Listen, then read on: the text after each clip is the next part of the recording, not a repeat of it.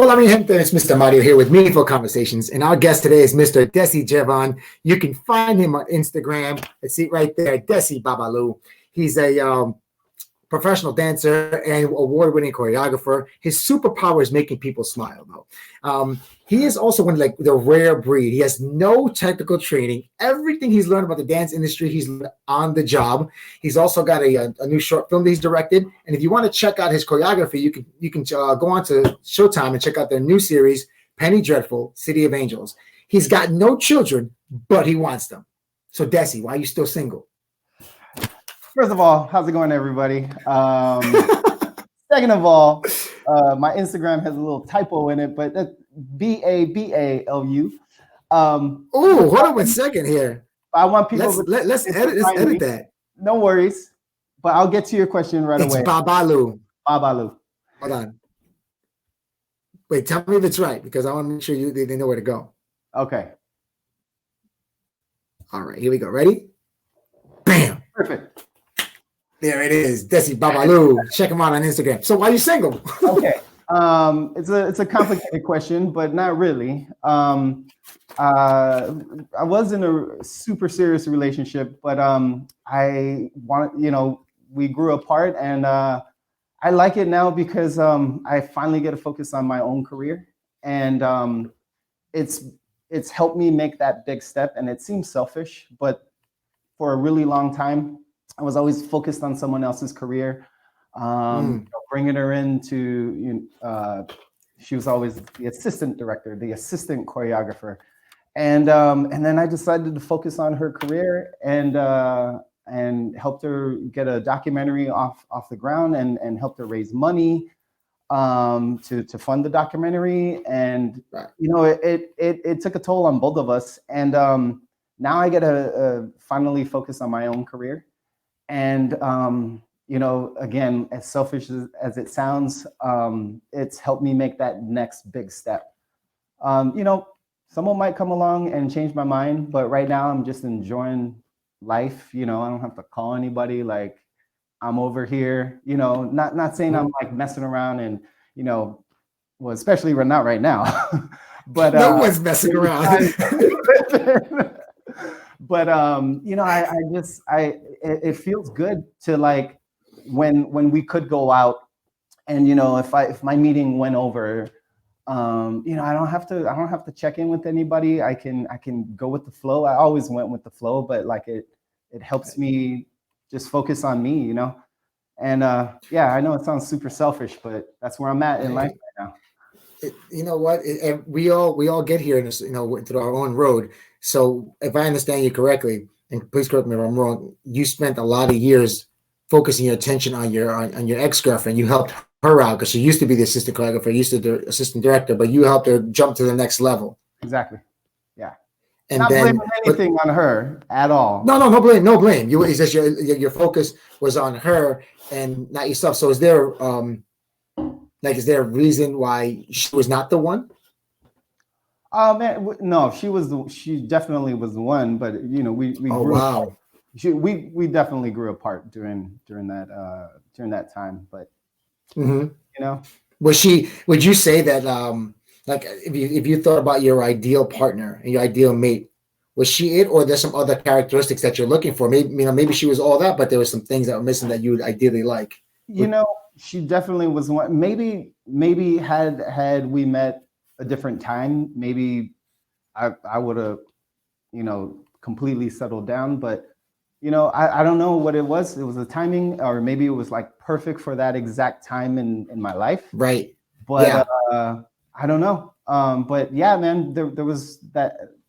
I thought like that was it. That was the one. Like I'm really wow. Yeah. So it wasn't like I had this plan, like, oh man, I'm gonna go and focus on me. But it was like, oh wow, we're different people now. Yeah, and, I've been there. I totally can empathize with what you're talking about. Thinking she's the one. I remember I was dating a girl a few years back, and I was just, she's it. This is great. I'm so happy. I'm the luckiest guy in the world. And then I had to take that deep breath and be like, oh wait, there's somebody else for me because it's not you, because you don't want to be with me. Yeah. So Ouch. But I'm thinking about myself because I just went back to being dumb. Thanks a lot. This is going great. So now that you did that, do you feel? I mean, you think you're ready for it. Are you still ready? Because it seemed like you were ready with her. Are you like? Because you say you don't have children, but you do want them. Do you want them now, or do you want them? Man, it's not like I'm like closing the door. It's still open, Right. but it's like I'm not even looking for a relationship. I mean, like I said, tomorrow I could walk out the door and I'm like, underneath that mask, you were the one. I was gonna say tomorrow you're wearing a mask for sure. But it's not something that I'm focusing on. I don't think I've ever been that person where I'm like really in a relationship. If it happens, it happens, But yeah, have you always been a relationship kind of guy? No. Yeah, me neither. Yeah. And I mean, I've had a couple, but because people ask, they say, Yeah. I'm in my 40s, and they say, well, how are you still single? And then I'd say, well, I wasn't really. I was seeing people. But I wasn't in committed relationships because I was traveling. In which I'm thinking, like, I know. I mean, I know you. I know you're an accomplished dancer. You also did a lot of traveling. Were you able to date during that? Because weren't you like a salsa dancer that went to Korea and all over Asia and yeah. Like, Yeah. I mean, tell me about that. Okay. Just being a dancer and a performer, you go on tour a lot, or like I've also gone to like Korea and taught for like 2 months, and I've been on tour off and on for a really, really long time, and dating super easy. Really? Okay. So now, will you date girls in those countries, or did you keep a girlfriend back in the United States? Both. Not at the same time. Not at the same time. I love this guy. Yeah. Make sure not at the same time. Okay. To be clear.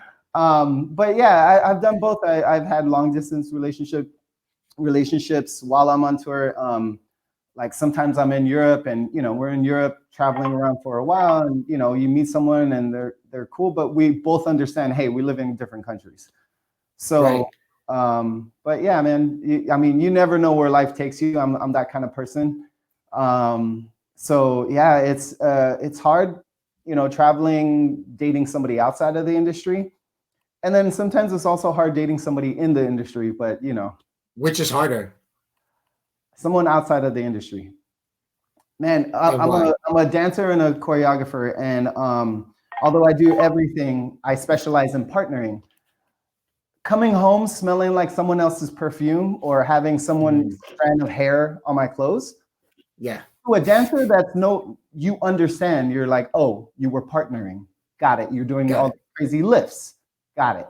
But someone outside of the industry, you're like, what the hell? Why do you smell like a girl? And I'm like, because I was doing a lift and she was, You want to see some pictures? Yeah.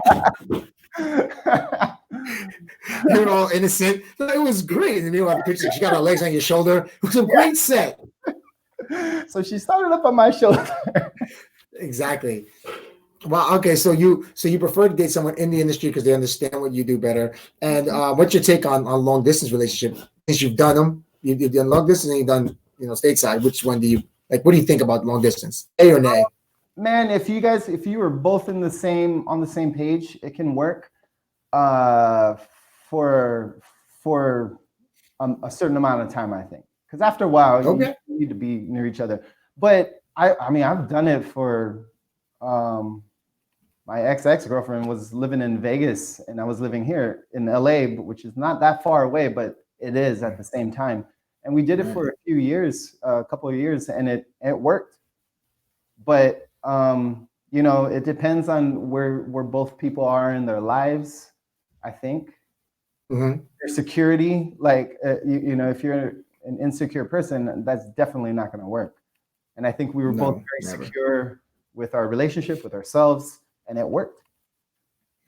Cool. If you were so I had mentioned the idea of characteristics. Do you have like an ideal like woman, like, oh yeah, like that's my girl right there? Man, if that person has to make me laugh. Like, okay. if this person can't make me laugh, I think with everybody, man, if you can't make the other person laugh, like that beauty, those looks, it Mhm. fades. It gets boring, you know.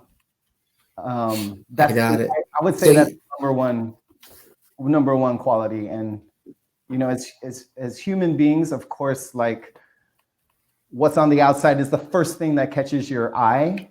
of course.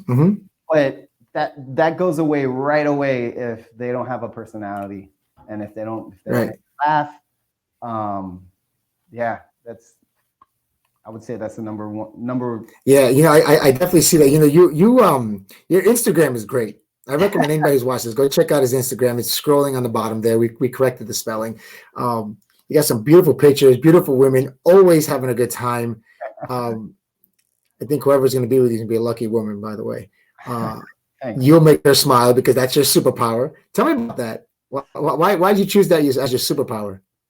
You know, it's funny if people meet me in a certain situation because you know I'm a dancer, an actor, or a performer. So if you meet me, like say this project that I was working on, Penny Dreadful. If you meet me, I'm in a zoot suit. My hair's up to here. I got a mustache, and I'm trying to be a badass. I'm trying to. Right. So if you met me over there, it's like you know, that's your personality. But right away, I'm making people laugh.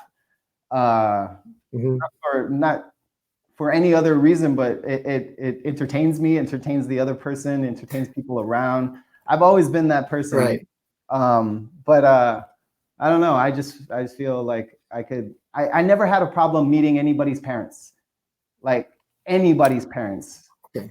Yeah. Military drill sergeant, no problem. I will break the ice and immediately make them smile or laugh, and then it's over. Like there's no pressure. Even since I was like you know, like a teenager, you know, that's like the Mm-hmm. most nerve-wracking thing. You're like, oh man, I'm gonna meet the father, and immediately I'll start making them laugh. I don't know. It's just something. Do you like do jokes? Do you do dances? Like what's your thing? I don't know, man.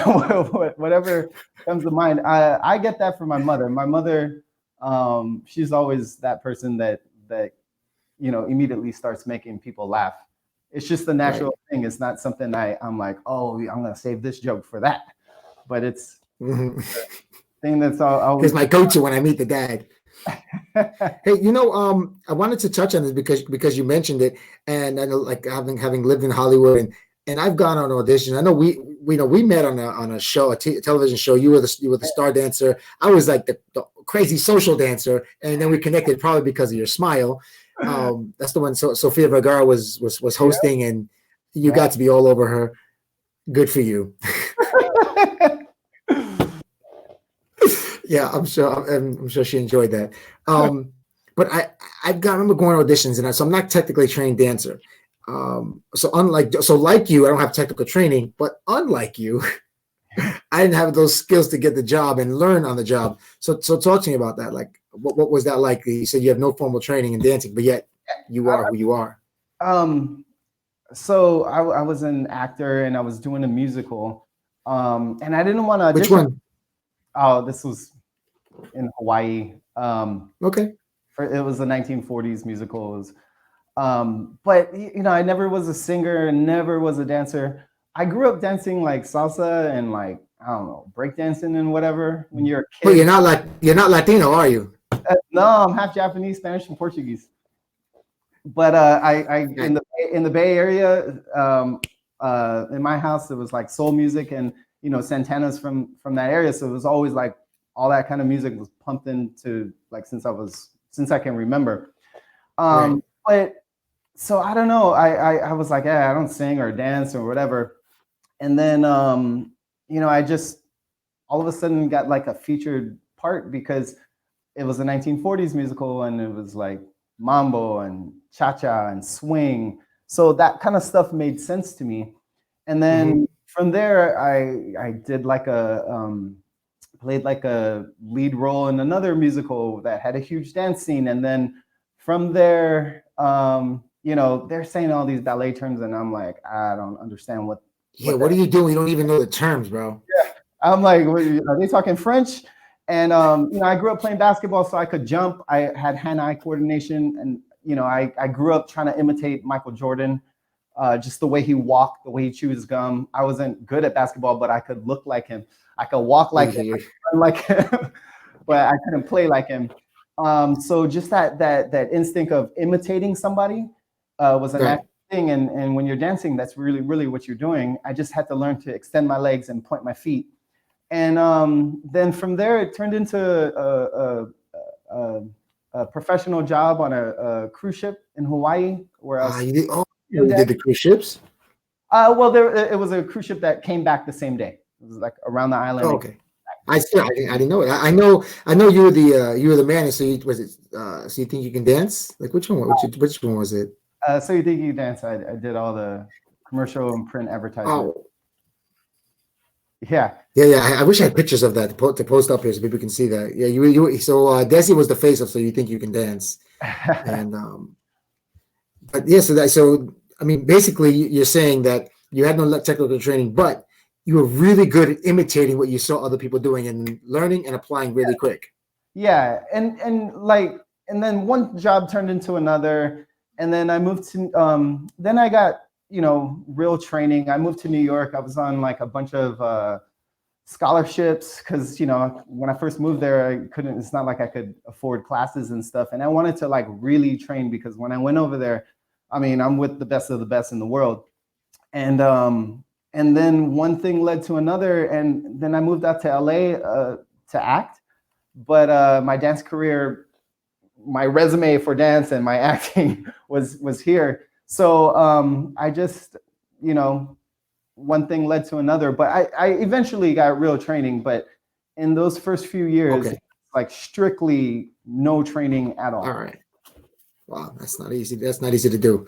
I'm thinking about when I went to my dancing auditions and just got rejected. I was like, okay, I'm going to try something different. No, you were good, man.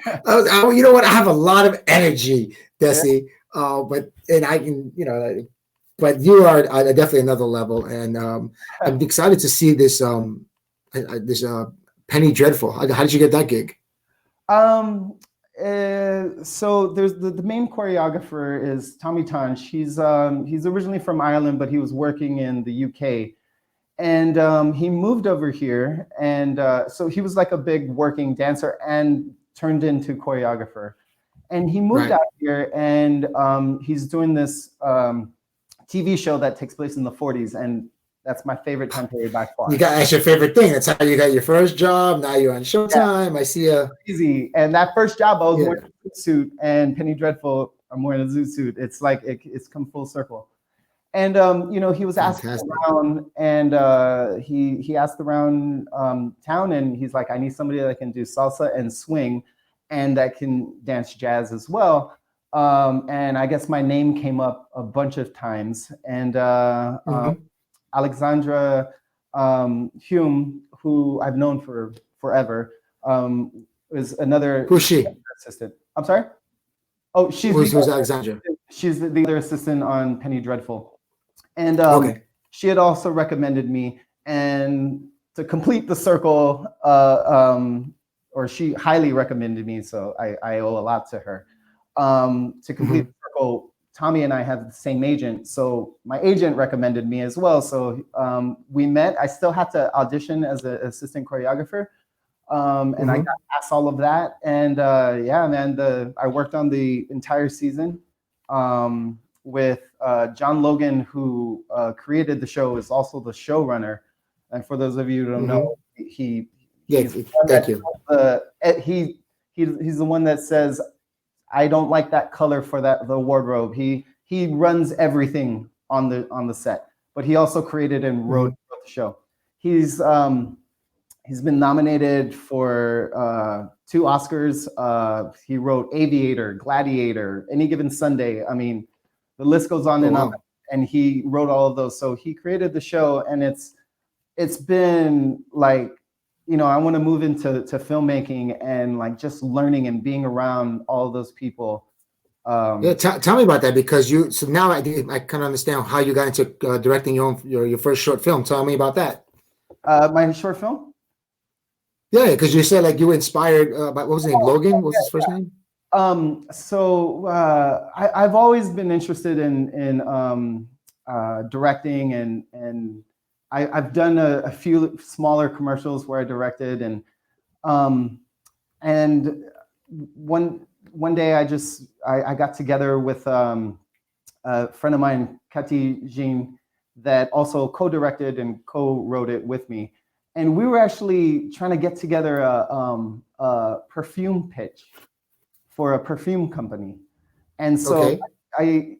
we started with 3 stories, and it was going to be a commercial campaign. So we created a long story, and then the commercial would be this much of it, where only we would know what the backstory is, right? And that perfume company fell through. She's from France, so she is. So was the perfume company was paying for this short film? No, we were going to pitch it to them, and that didn't work. Okay. That didn't work out. Cathy is from France, from Grasse, where they make perfume. So is Cathy your type? Oh man, we've been such great friends for forever. Does she make you laugh? Oh, of course. Of course. Do you make her smile? You're going to get me in trouble. She's got a boyfriend. I mean, I'm just trying to find out because, you got this beautiful resume, you got this beautiful face, you got a wonderful background, college grad, you went to Arizona and Hawaii Pacific University, you studied visual communications, you're in the industry you studied, you're making films, you've worked with notable people like Academy Award winners, it's in like you're there. So I'm like, hey, I don't know if she has a boyfriend. I'm just saying, you guys are working together and the things that you're looking for are there. So, I mean, so she has a boyfriend, no problem. So not her, and because you said you want to meet someone in the industry. And I think that's, what I think is awesome about that. And any one of us watching this can take that from it. Like, once you know what you don't want, it makes it a lot easier. But like, hey, if you're not in my industry, I understand this is gonna be more difficult. Yeah. So you just narrow it down. Like instead of shooting like a bazooka, you're like a sharpshooter. So that's why I say, like if maybe she was the one, but she's got a boyfriend. No big deal. We can move on. So you're making this film. The perfume company drops out. She's from France. And so we were just like, let's make the whole film anyway. And I want to get into directing. How long is this film? Huh? How long is the film? 6 minutes. And good. We're working on getting it on Amazon right now as we speak. I just released it yesterday. Okay, good luck. Entering it in. Where can we see it? We could see it on. You could see it on my Instagram on IGTV. Good. On my Facebook, you can also find me through my name. I have a Vimeo link, but hopefully that will get on Amazon soon. All right, cool. Well, I guess you'll definitely put that up on your Instagram. When it comes out. I'll keep everyone posted. What's the name of it, just so we know? Winter Grew Cold, and so we wrote this long story, and then we got together with the lead. We've always had him in mind. His name is Hunter. He is a poet, and I've known him for a long time. He's a poet. He's also a young Orlando Bloom looking dude. Like, he's a good looking dude. Okay. And talented. And so we gave him a story. He wrote a poem. We helped him like rearrange it to make sense with the story. And and it's a beautiful story about a man thinking of his the one that got away, basically right before his last breath. I know. Have you ever had that before in your life? Have you had that? The one that got away? Would you consider your last girlfriend the one that got away, or have you never had that happen to you? No. But definitely, like, there's people that got away. I think in my last girlfriend, I think she got away because we grew apart, and that's how it was supposed to be. Well, how would you like to be found? Like, would you like meet somebody in the park, at a dance class, a short film, a dating apps? Are you open to that? Like, how if you're open to having children and want to do it, how would you like to be approached? First of all, I've never been on a dating app ever. I don't You're not know. missing much. Yeah. You're not missing much. At least in my humble opinion. Yeah, I'm Um, sure there's some people doing well on there. It's not this yeah, guy. no. It's for some people. It's not for everybody. I don't know. I like the ones that mattered. You know, the relationships that mattered. We've always met at the most random, like it's not planned, and I never go out like, Mhm. oh, I want to meet somebody. Um, it's like the element of surprise is like the best for me. Your last three girlfriends, where did you meet them? Uh, in Bratislava, Slovakia, doing the TV show. Okay, Um, so work. work. Oh man, you're gonna get me on all of them. Oh no, no.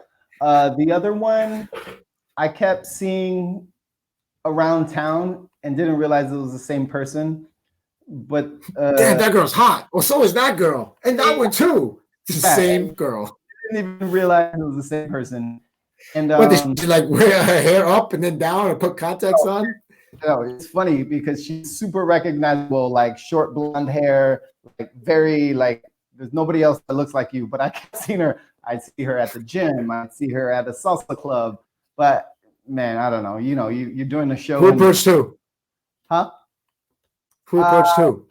I approached her, but like she definitely like She knew who you were. did the whole walk by and look back and stop, posted up next to me kind of thing. And I'm like, but yeah, I guess I made his first move. And So then wait, the so other it one wasn't that before work. that worked. So one of those times that you were walking around town, she just stood right next to you. Yeah, man, I think she was stalking me. No, just kidding. This is starting off great. So yeah, so you're 1-1. You got work around town. How about the third one? Work. Work. Work. Okay, good for you. You know what? It makes sense because you said you'd like to meet your partner. You'd like to have a partner who's in the same industry. So Yeah. like you're ahead of the game, man. You're not playing games. You're not out there trying to just be with anyone. So what I hope for you is that you get lots of work. You get plenty of options. It's true, man. So would you say that that 2020 or 20? I know 2020, 21 is your year or your years that you'd like to have children, or you're like, hey, if it happens in 10 years, I'm good with that too. uh, Especially in 2020, no way, no how with everything that's going on. Right? Yeah. But I had the yeah, same. I mean, it like if it happens later, it happens later. The thing about kids that I the reason why I haven't had kids yet, or I didn't have it at an early age. I always thought I was gonna have it at, I'm gonna have kids when I'm like super old, like 22, when I'm younger. It's funny now. He was like 8. When I'm 22, I'm gonna. But I've always been super career driven, man. I'm the youngest in my family, and like my Mhm. whole family, like cousins and everything. And Oh, I've yeah, seen being a baby of the bunch. I've seen people's dreams get cut short, and I don't knock them for it. I not everybody's dream is to do what I do or whatever, but my dream was to do exactly what I'm doing, and I knew that it would be tough. Not to say there's tons of people that I know that are very successful in the exact field that I'm doing that has had kids at an early age. But for me, Mhm. I want to be there for my kid growing up. I don't want to be arguing. I don't want to be trying to chase after something. Um, like for right now, I'm a choreographer and I'm trying to jump into the director's seat, and that's like a whole career in itself. Mhm. So, but that's the main reason why I haven't had kids yet.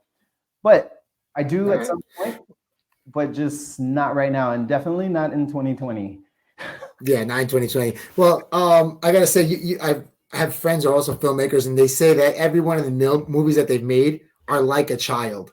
So Yes. congratulations on your Yeah. first child. Where winter grew cold, right? Well, Mhm. hopefully we'll see it on Amazon. You'll definitely let us know. We'll follow you on Instagram, and I really appreciate you coming on here to talk to me about this subject, because you know what, it's a real subject. You know, people Yeah. make it to a certain age, and they're like, hey, what about having kids and getting married?